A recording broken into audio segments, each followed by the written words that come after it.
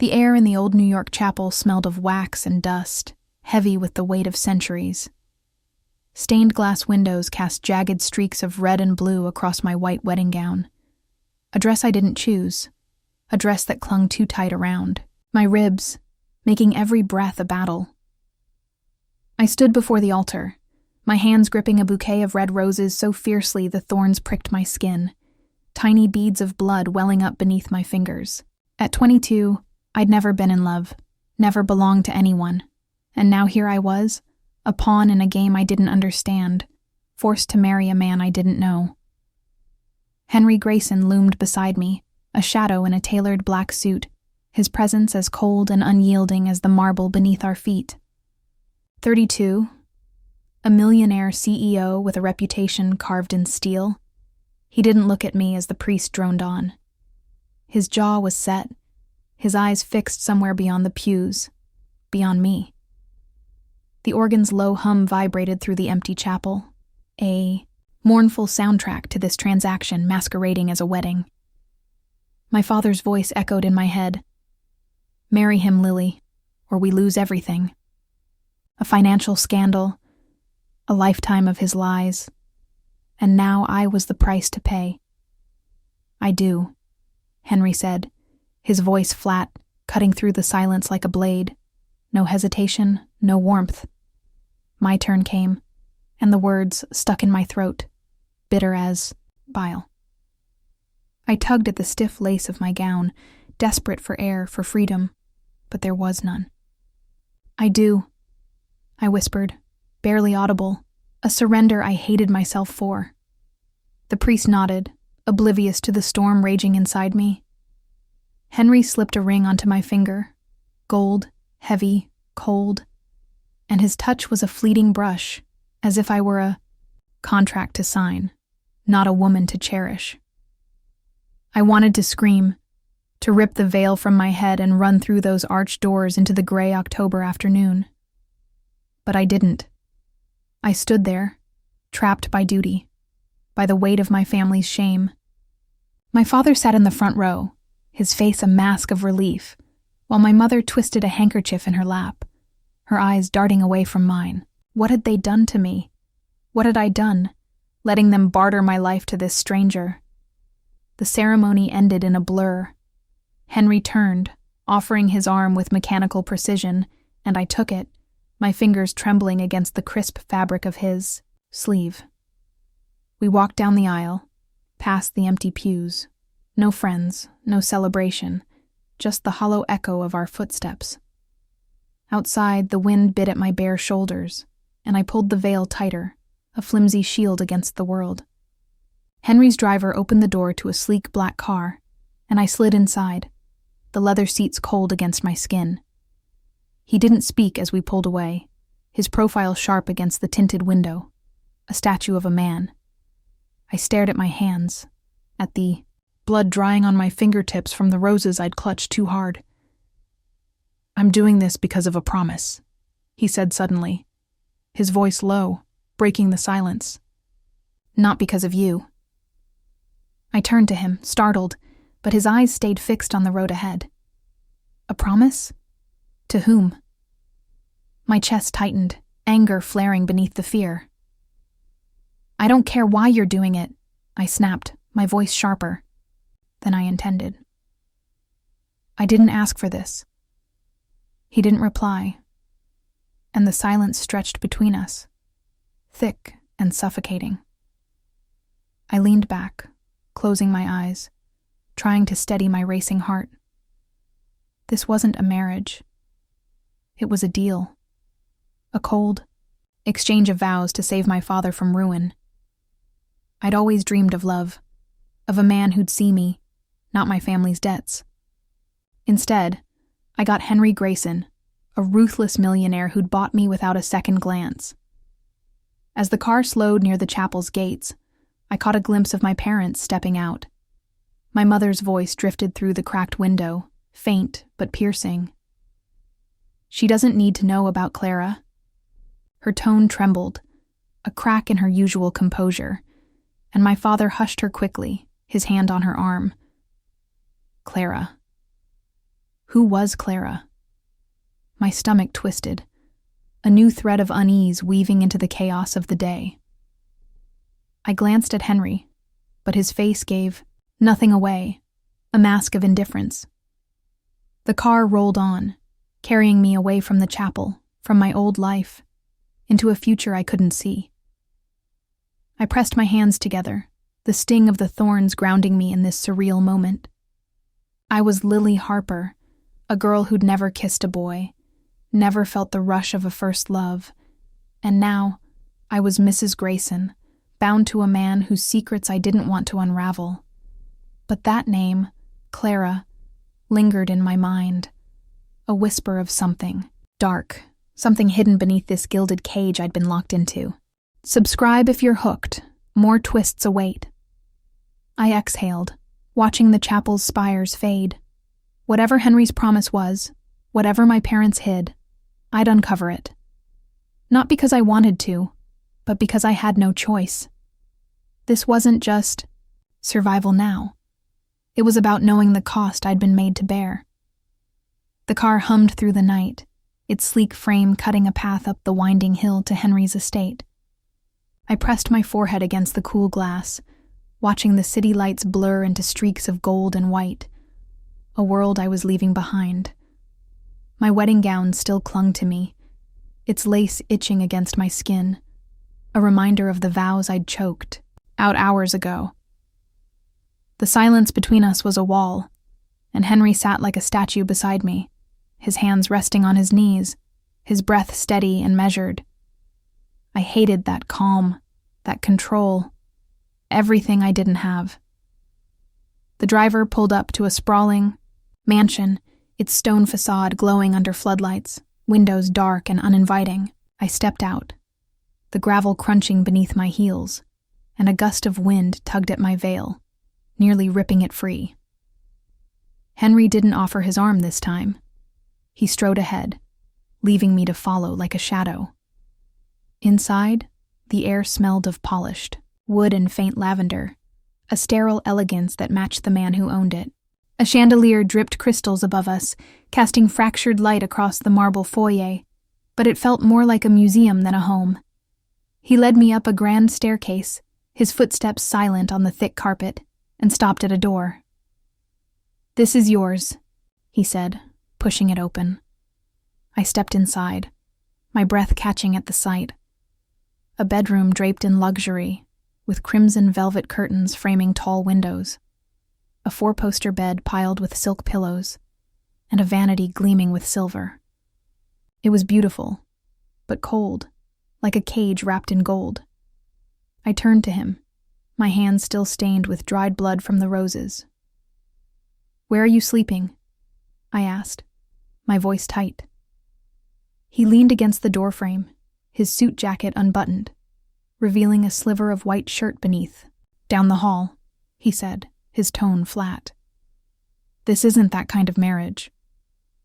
Relief washed over me, sharp and sudden, but it tangled with something else.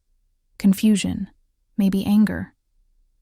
I sat on the edge of the bed, running my fingers over the smooth silk, its chill seeping into my palms. "Then what kind is it?" I pressed, meeting his gaze for the first time. His eyes were gray, hard as slate, but they flickered, just for a moment.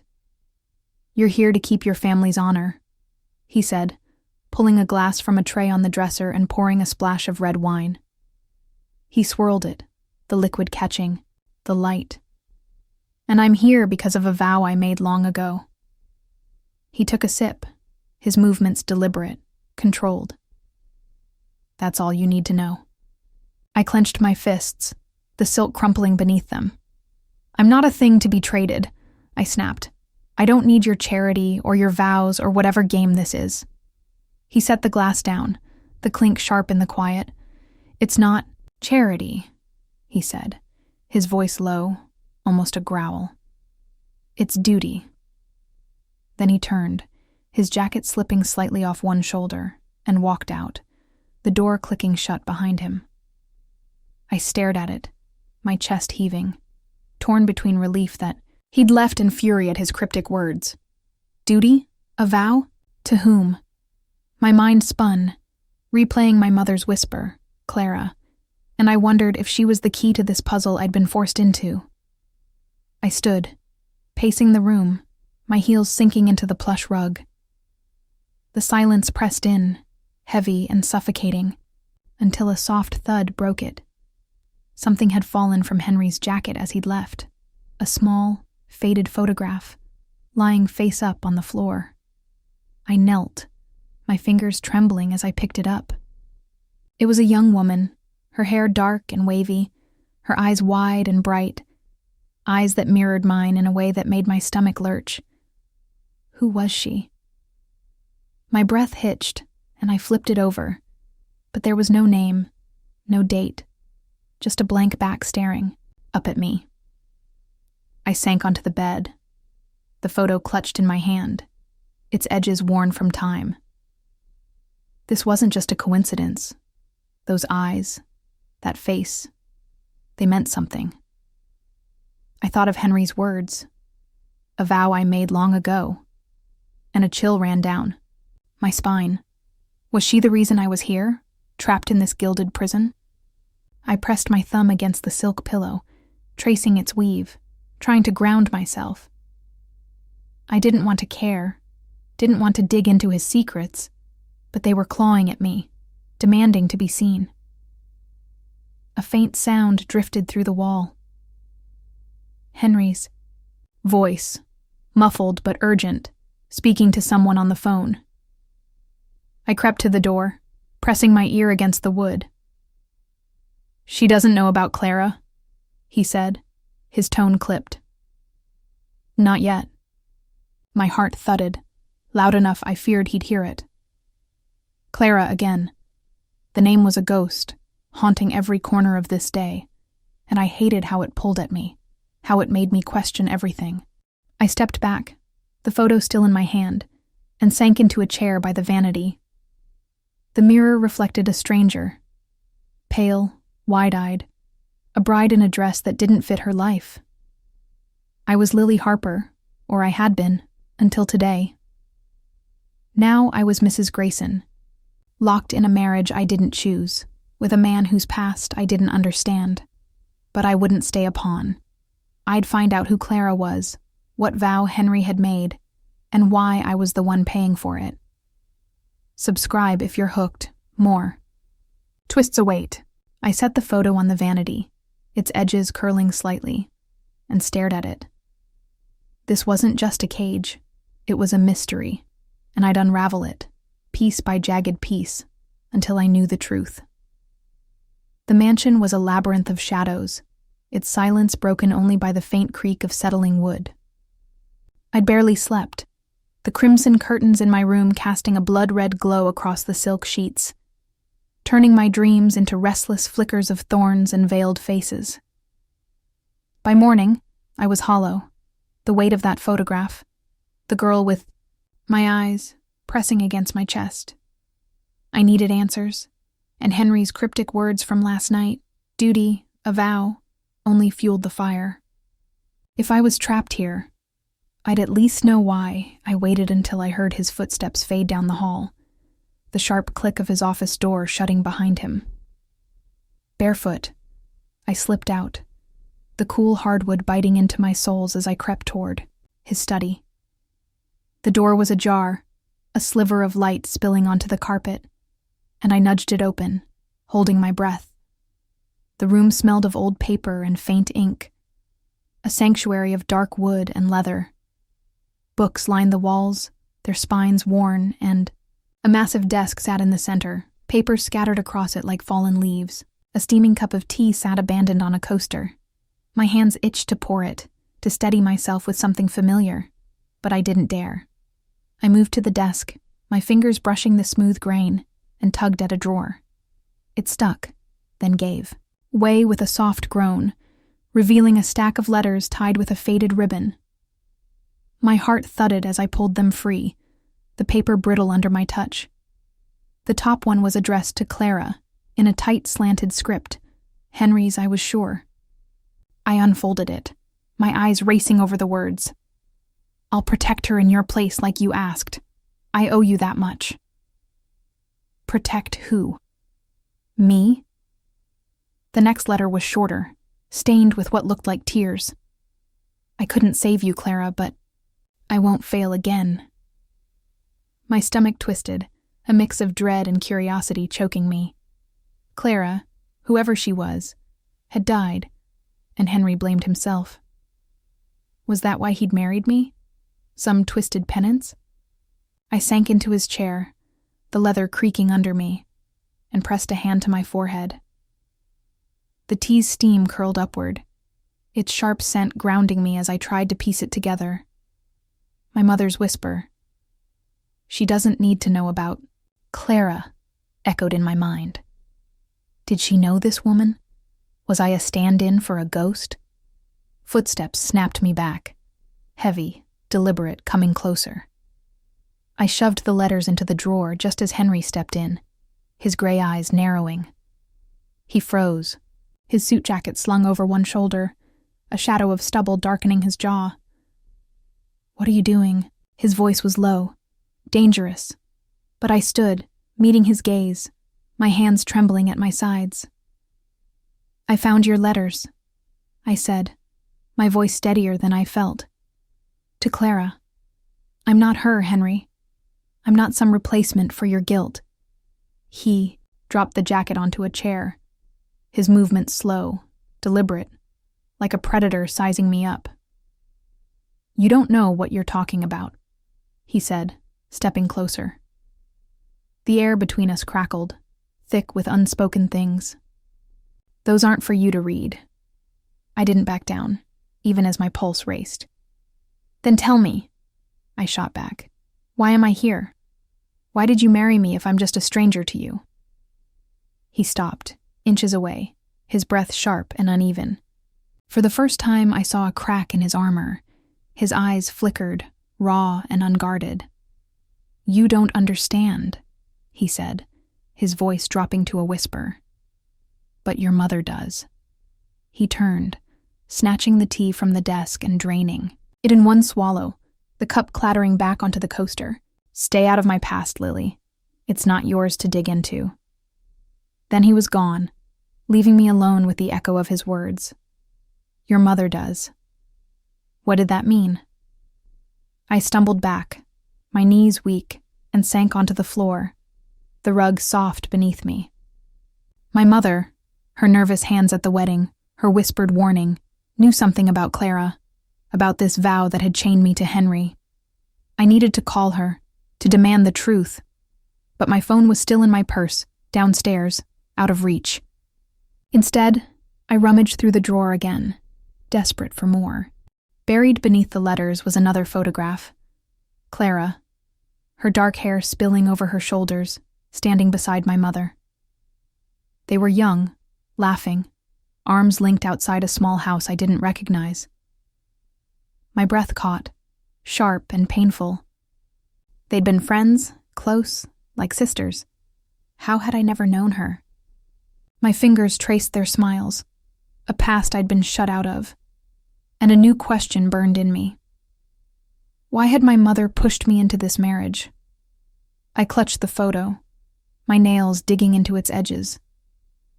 Henry's letters painted a man haunted. Not ruthless, not entirely. But I wasn't here to fix him, to play savior to his ghosts. I was Lily Harper, a girl who'd never asked for this gilded cage. And yet here I was, tangled in a web of secrets I hadn't woven. My mother's silence, Henry's vow. They were pieces of a puzzle I didn't want to solve, but couldn't ignore. The teacup sat empty on the desk, a faint ring staining the coaster. I picked it up, the ceramic cool against my skin, and set it back down. I'd make my own tea later, something to steady my hands, my heart. But for now, I had to keep going, to find the thread that tied Clara to me, to this house, to this man, who'd claimed me without asking. Subscribe if you're hooked. More twists await. I stood, the photo still in my hand, and squared my shoulders. Whatever echoes lingered here, I'd face them, Not for Henry, not for my parents, but for myself. Rain lashed the mansion, a relentless drumbeat against the windows, as if the sky itself were unraveling. I stood in the living room, the fire, in the hearth spitting embers, its glow flickering across the dark wood paneling. The air smelled of burning cedar, sharp and smoky, but it couldn't chase away the chill that had settled into my bones. I'd spent the day replaying Henry's words, "Your mother does," and the photograph of her with Clara haunted me, a silent accusation I couldn't shake. I'd slipped into a sweater, its wool soft against my skin, but it did little to warm the storm brewing inside me. Henry was there, slumped in an armchair by the fire, a half-empty bottle of whiskey on the table beside him. His shirt was unbuttoned at the collar, his hair disheveled, a far cry from the polished CEO I'd married. The glass in his hand trembled slightly, amber liquid sloshing against the sides, and his lips moved, murmuring a name I couldn't catch. I stepped closer, the rug muffling my footsteps, and the sound became clear. Clara. My heart clenched, a mix of dread and fury tightening my chest. He didn't see me at first, lost in whatever ghosts the whiskey had summoned. I knelt beside him, the heat of the fire warming my face, and placed a hand on his shoulder. His skin was hot through the fabric, and he jolted, his head snapping up. His eyes were bloodshot, wild, and for a moment, he looked right through me. "Clara," he whispered, his voice raw, broken. I pulled back, stung, but steadied myself. "It's me, Lily," I said, my tone firm. "Why am I here, Henry? Tell me the truth." He blinked, clarity seeping back, and set the glass down with a shaky clink. The firelight danced across his face, carving shadows into the lines of his jaw. "You want the truth?" he said, his voice hoarse. He leaned forward, elbows on his knees, and stared into the flames. "Clara was your mother's best friend. She died in a car crash. My fault. I couldn't save her." His words hit me like a punch, sharp and sudden, but he wasn't done. "Your mother came to me years later, begging me to protect you. Your father. He was going to sell you off to some bastard to clear his debts." I rocked back, my knees pressing into the rug, my breath catching in my throat. "Sell me?" The room spun, the crackle of the fire deafening in the silence that followed. "You're lying," I said, but my voice cracked, betraying me. Henry shook his head, his gaze still fixed on the flames. "I wish I were. She made me promise, Lily. On Clara's grave, I married you to keep you safe." He laughed, a bitter, hollow sound. "Not that it matters. You hate me anyway."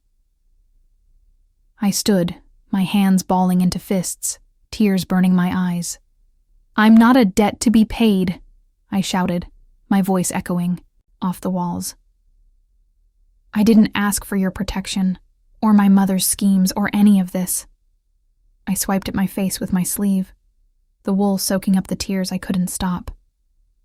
Henry looked up, his expression fracturing, guilt, pain, something I couldn't name.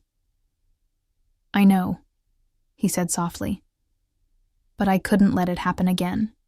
Not to you." The air felt thick, suffocating, and I turned away, pacing to the window. Rain streaked the glass, blurring the world outside, and I pressed my forehead against it, the cold a shock against my skin. My father, a man I'd trusted, flawed as he was, had planned to trade me like cattle. My mother, with her nervous hands and whispered secrets, had sold me to Henry instead. And Henry, he'd bound himself to me, not out of love, but some twisted sense of duty to a dead woman. I hated them all, but the hate twisted inward, clawing at me. Had I been blind, or just too naive to see? Henry's voice broke the silence, softer now. This was hers. I turned, and he held out a small silver ring. its edges worn smooth. Clara's. She wanted me to give it to someone worth saving.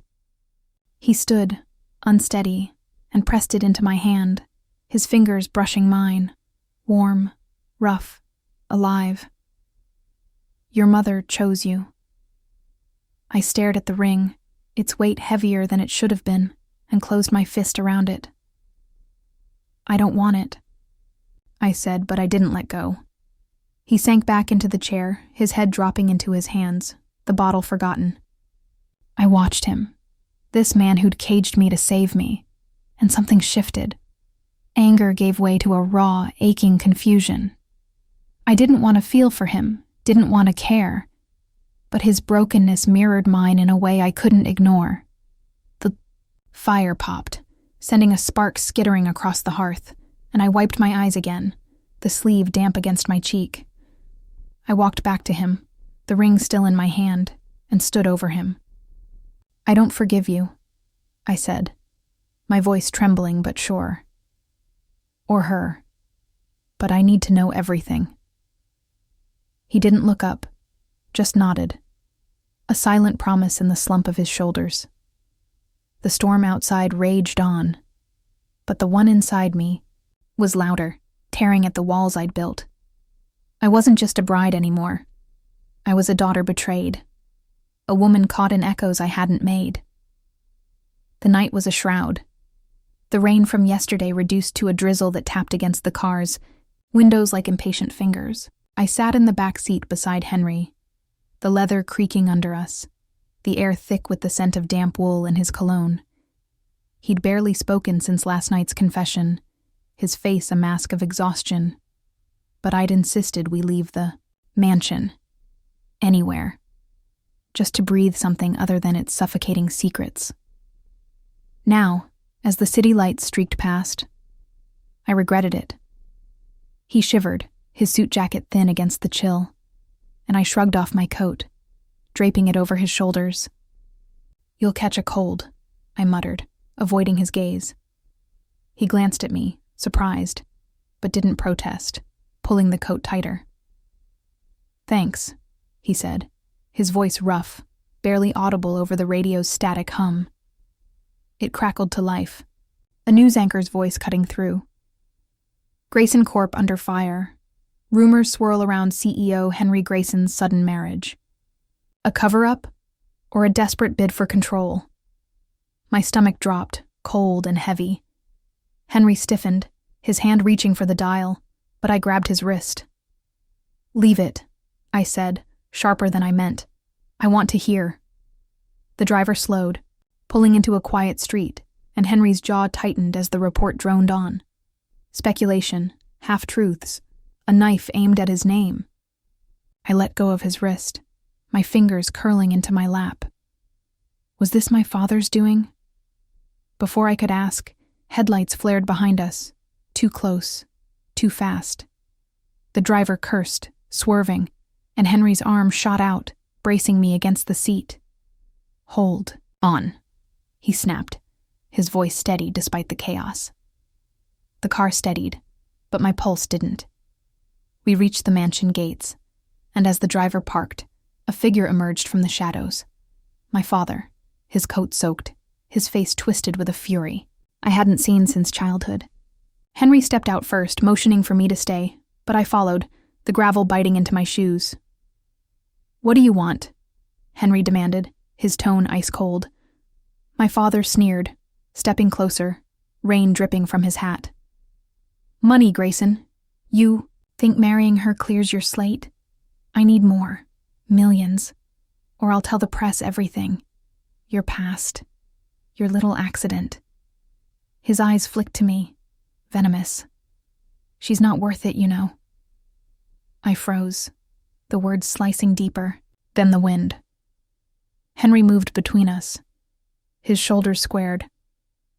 I married her to protect her, he said, his voice low, lethal. Not to buy her. You're done here. Protect her? My father laughed, a harsh, guttural sound.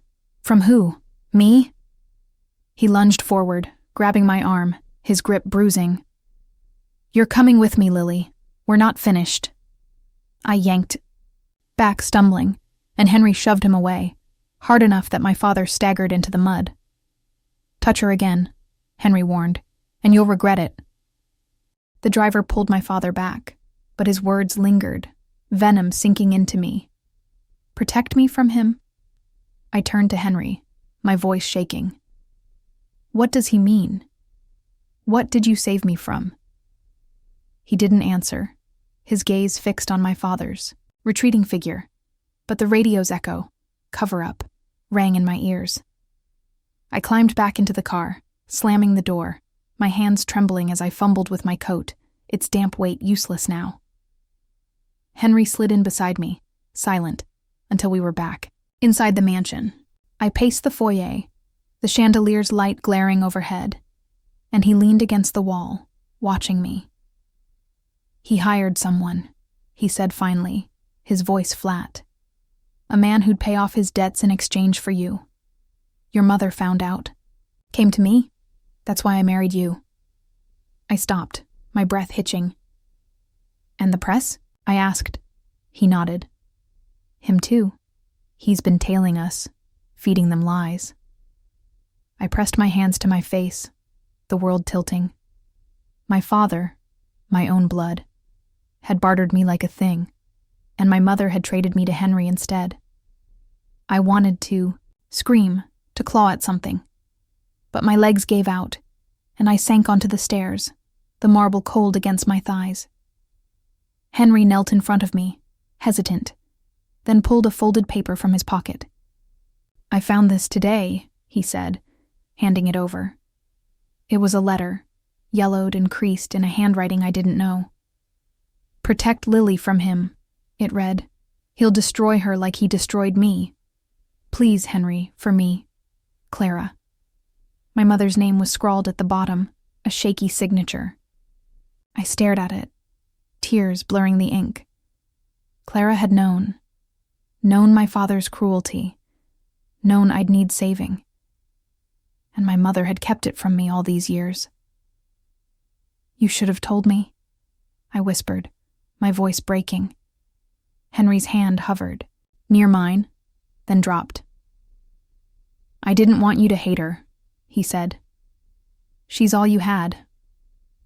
I laughed, a bitter sound, and shoved the letter back at him. "She's nothing to me now. Neither are you."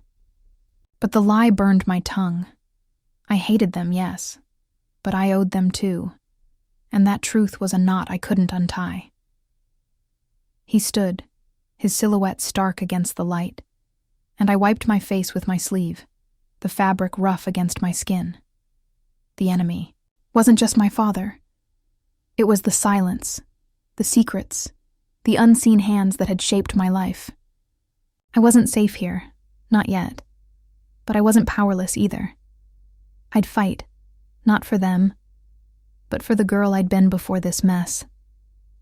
The night air cut like a blade, sharp and cold, as I stood on the mansion's balcony, gripping the railing, until my knuckles whitened. The moon hung low, its light fractured by thinning clouds, casting a silver glow over the sprawling estate below. My hands shook, not from the chill, but from the weight of Clara's letter. Protect Lily from him. Still, burning in my mind, I'd carried a cup of water out here, its warmth seeping into my palms, a frail anchor against the chaos of the last day. My father's threats, the press's lies, Henry's silence. They'd built a storm I couldn't outrun. Inside, the mansion was quiet, but I knew Henry was awake, pacing somewhere, wrestling his own demons. The radio rumors had spiraled, Grayson Corp in crisis, CEO to step down, and I'd seen the strain in his eyes, the way his shoulders slumped when he thought. I wasn't looking. I didn't want to care, didn't want to feel the pull of his brokenness, but it was there, tugging at me. I sipped the water, its heat fading, and set it on the ledge, my breath fogging in the night. The door creaked behind me, and Henry stepped out, his shirt rumpled, his face etched with exhaustion. "You shouldn't be out here," he said, his voice rough, but there was no command in it, just weariness. I turned, leaning against the railing, the metal cold through my sweater. "I can't stay in there," I shot back. "Not with all this. Your company, my father, the lies. What are you going to do?" He rubbed a hand over his face, his stubble rasping against his palm, and leaned beside me, staring out at the dark. "I'm resigning," he said, the words heavy, final. "Tomorrow. It's the only way to stop the bleeding, keep them from dragging you into it." I froze, my breath catching. "What?" I snapped, stepping closer. "You're throwing it all away? For what? Me?" My voice rose, sharp and incredulous, cutting through the stillness. He met my gaze, his gray eyes steady despite the shadows beneath them. "Yes," he said simply. "The press will eat you alive if I don't. Your father's feeding them enough already." I shook my head, anger flaring hot in my chest. "Don't you dare," I hissed. "I didn't ask for your sacrifice. I don't need it." But he didn't flinch, just watched me, his silence louder than any argument. Then it happened. His knees buckled, sudden and silent, and he crumpled against the railing, his breath ragged. I dropped to his side, my hands grabbing his arms, steadying him as he sank to the floor. "Henry!" My voice cracked, panic surging. His skin was clammy, his pulse racing under my fingers, and I fumbled for the water cup, pressing it to his lips. "Drink," I ordered, my hands shaking as I tilted it. He took a shallow sip, coughing, and I brushed his hair back, the strands damp with sweat. "I'm fine," he rasped. But he wasn't. His eyes were glassy, his body trembling from exhaustion. Maybe more. "I can't lose you," he murmured, his voice breaking. "Not like Clara." The words hit me, raw and unguarded, and I pulled back, my heart pounding. Before I could respond, a shadow moved at the doorway. A woman, tall and sharp-edged, her coat dripping from the drizzle. "Henry?" she called, stepping forward, her voice crisp but laced with something softer. I stood, shielding him, my instincts flaring. "Who are you?" I demanded. She stopped, her eyes, Clara's eyes, locking onto mine. "Jane," she said, "Clara's sister." My breath hitched, the air thickening. Henry struggled to his feet, leaning on me, his grip tight. "Jane, why are you here?" he asked, his tone wary. She pulled a small book from her coat, a journal, its cover worn, and handed it to me. "Clara's," she said. "She wrote it before she died. You need to know." I took it, my fingers numb, and flipped it open, the pages crackling. "Henry let me go to chase my dreams," Clara had written, her script tight and hurried. "He thought it would save me, but it didn't. He's the best man I know. Don't let him drown in this alone." I looked up, my throat tight. "He let her go?" I whispered. Jane nodded, her gaze shifting to Henry. He loved her enough to step back. "She took a job overseas, but the crash, he blames himself." Henry turned away, his shoulders hunching, and Jane's voice softened. "He married you to honor her, Lily. But it's more now, isn't it?" I stared at him, the journal heavy, in my hands, and saw it, the guilt, the fear, the man beneath the mask. "I didn't want this," he said, his voice barely audible, his eyes on the floor. "But I can't lose you too." I stepped back, the railing pressing into my spine, my mind reeling. He'd sacrificed Clara to her dreams, and now his company for me, a pattern of letting go that left him shattered. I didn't want his pity, his protection, but his words carved into me, raw and real. The water cup tipped over, spilling across the stone, and I clutched the journal tighter. Jane watched us, her presence a bridge to a past I hadn't lived. And I felt the breaking point, not just his, but mine. I'd wanted freedom, but now I feared losing him more, and that truth shook me to my core. The bedroom was a dim sanctuary, the only light a faint glow from the bedside lamp casting long shadows across the walls. I sat on the edge of the bed, my hands stained with antiseptic, a damp towel draped over my knee. Henry lay propped against the pillows, his shirt torn open where I'd bandaged his shoulder, the white gauze stark against his skin. Blood had soaked through earlier, a red bloom I'd fought to stop, and the air still carried the sharp tang of rubbing alcohol. He'd barely spoken since the balcony, since Jane's words, "Don't let him drown alone," had cracked something open between us. I'd carried him inside after he'd collapsed, his weight heavy against me, his breath shallow. Now his eyes were half closed, exhaustion pulling at him, but he reached for my hand, his fingers brushing mine. "You didn't have to do this," he murmured, his voice rough. I pulled back, folding the towel, its edges frayed from my nervous grip. "Yes, I did," I said, my tone clipped.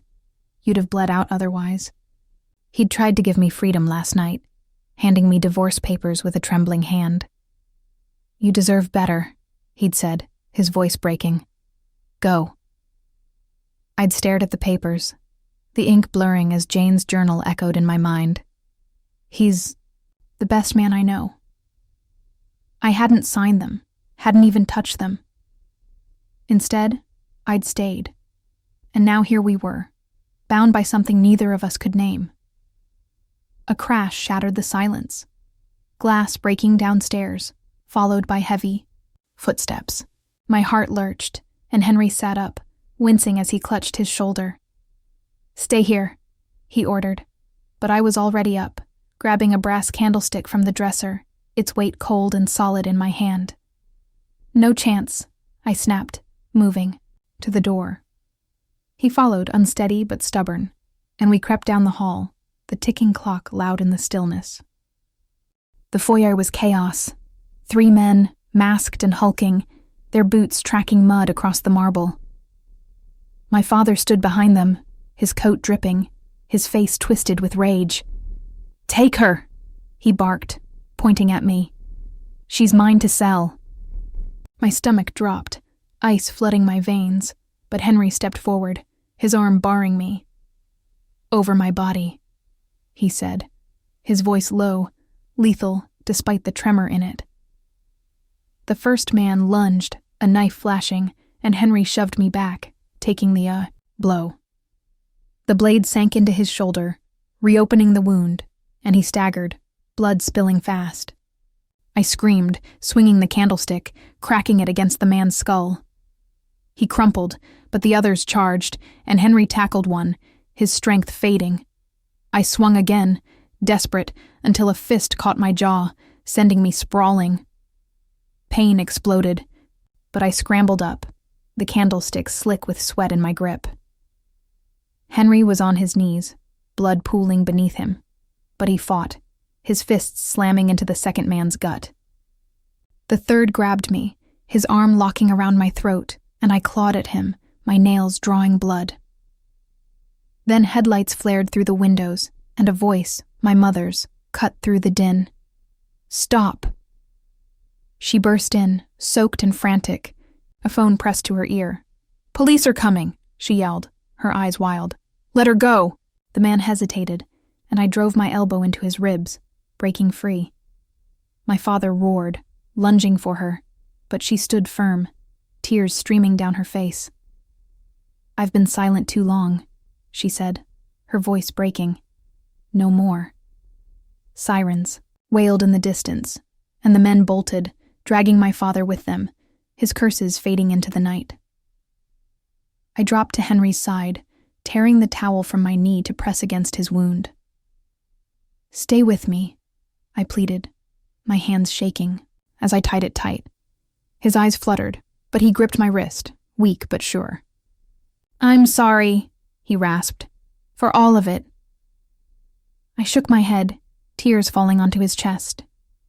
Don't, I said. Just don't leave me.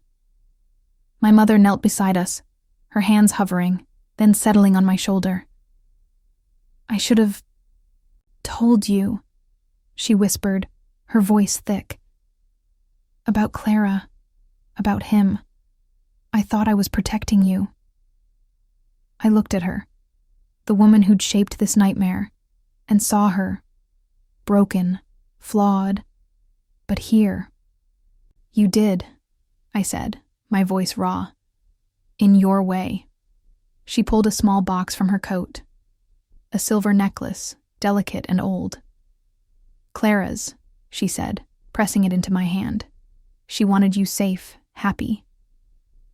I closed my fingers around it, the metal warm from her grip, and nodded, too choked to speak. The sirens grew louder, red and blue lights flashing through the windows, but I stayed with Henry, his pulse faint under my touch. I'm not signing those papers, I said, my voice steady despite the chaos. I'm not going anywhere. His eyes opened, faint but alive, and a ghost of a smile curved his lips. Good, he breathed. I held his hand, the towel soaked red, and felt my mother's arm around me, a fragile, imperfect circle of redemption. Sunlight slipped through, the velvet curtains soft and golden, painting the bedroom in hues of a new day. I stood by the kitchen counter, the scent of fresh coffee curling up from a white ceramic mug, its warmth seeping into my hands as I stirred in a spoonful of sugar.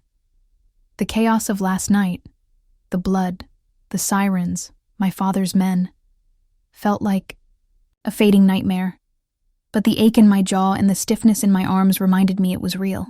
Henry sat on the couch across the room, his shoulder freshly bandaged by paramedics, his face pale but alive.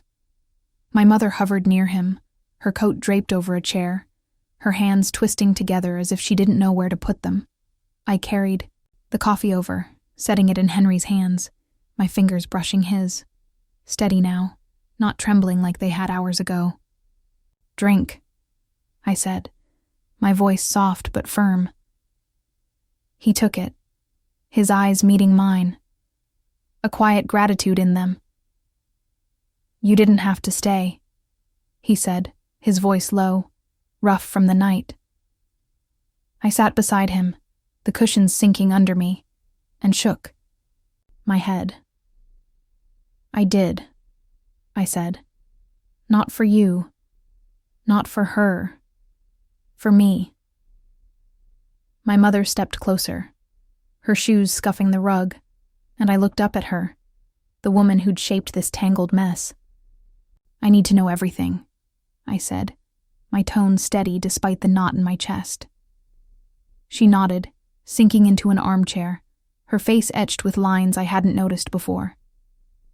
Clara was my best friend, she began, her voice trembling. We grew up together, shared everything. When your father started gambling, she saw it first, how he'd ruin us. She begged me to leave him, but I didn't listen. Henry sipped the coffee, his hands steadying, and I watched him, waiting for his peace. She loved you, he said, his gaze on the mug, not me. Clara. She'd come to our house, your mother's and mine, talking about you, this little girl with big eyes. When she took that job overseas, I let her go. Thought it was what she needed. His voice cracked, and he set the mug down, the clink sharp in the quiet. The crash. I should have stopped her. I didn't. My mother reached into her pocket, pulling out a folded letter. Clara's, the one I'd seen last night. She wrote this before she left, she said, handing it to me. Told me to protect you from him. I failed, Lily. When I found out, he'd made a deal to sell you. I went to Henry. He was the only one I trusted. I unfolded it, the paper soft and worn, and read her words again. Protect Lily from him. He'll destroy her like he destroyed me. Tears pricked my eyes, but I blinked them back, folding it shut. "You didn't fail," I said, my voice thick. "Not completely. You got me here." She looked at me, her eyes glistening, and I saw her. Not the coward who'd stayed silent, but the mother who'd fought in her own broken way.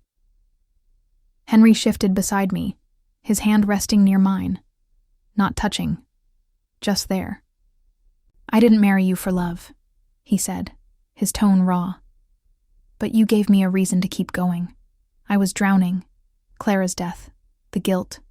You pulled me out." I turned to him, the man who'd caged me to save me, and saw the truth in his eyes. Not a savior, not a villain. Just a man who'd paid a price too. "I hated you," I admitted, my voice steady. "For the vows, the secrets.